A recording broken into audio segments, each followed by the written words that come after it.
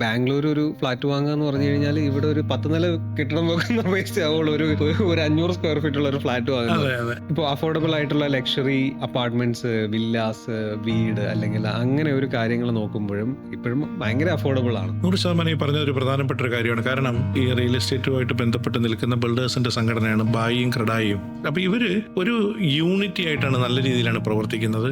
വില അധികമാകാതെ എന്നാൽ തീരെ താഴെ പോകാത്ത ഒരു സ്റ്റാൻഡേർഡ് ക്രിയേറ്റ് ചെയ്തുകൊണ്ടാണ് ആ കാര്യങ്ങളുമായിട്ട് മുമ്പോട്ട് പോകുന്നത്. തിരുവനന്തപുരത്തെ സംബന്ധിച്ച് റെറ എന്ന് പറയുന്ന ഒരു സംഭവം വന്നപ്പോൾ സാധാരണക്കാരന് കൊടുക്കുന്ന പൈസയ്ക്ക് ഒരു പ്രൊട്ടക്ഷൻ കിട്ടുന്ന രീതിയിലായി. കാരണം ഓരോ പദ്ധതികളെയും നിയന്ത്രിക്കുന്നതിനും ഓരോ പദ്ധതികളെക്കുറിച്ചും നോക്കി വിലയിരുത്തുന്നതിനും വേണ്ടിയിട്ട് അതാത് സമയത്ത് റിപ്പോർട്ട് സമർപ്പിക്കുന്നതിനുമൊക്കെ തന്നെ ഈ റെറ വളരെ ശ്രദ്ധ പുലർത്തുന്നുണ്ട്. ഈ പറഞ്ഞതുപോലെ പണ്ട് ഒരുപാട് കാര്യങ്ങൾ സംഭവിച്ചിട്ടുണ്ട് നമ്മുടെ നാട്ടിൽ. ഒരു വലിയ ബിൽഡർക്ക് പൈസ കൊടുത്ത് 11ാമത്തെ നില ബുക്ക് ചെയ്തതിനു ശേഷം തറക്കല്ല് പോലും ഇടാതെ പോയ ഒരുപാട് സംഭവങ്ങൾ നമ്മുടെ നാട്ടിലുണ്ടായിട്ടുണ്ട്. പക്ഷെ ഇനി അങ്ങനെ ഒരു കാര്യം സംഭവിക്കില്ല. കാരണം ഇപ്പോഴത്തെ ഒരു ബിൽഡേഴ്സ് അസോസിയേഷന്റെ ഒരു നിലപാടും അതുപോലെ തന്നെ സർക്കാരിന്റെ ഭാഗത്ത് നിന്ന് റിയൽ എസ്റ്റേറ്റ് റെഗുലേറ്ററി അതോറിറ്റിയുടെ ഒരു നിലപാടും, ഈ രണ്ട് നിലപാടും കൊണ്ട് ഇൻവെസ്റ്റേഴ്സ് സുരക്ഷിതമാണ്.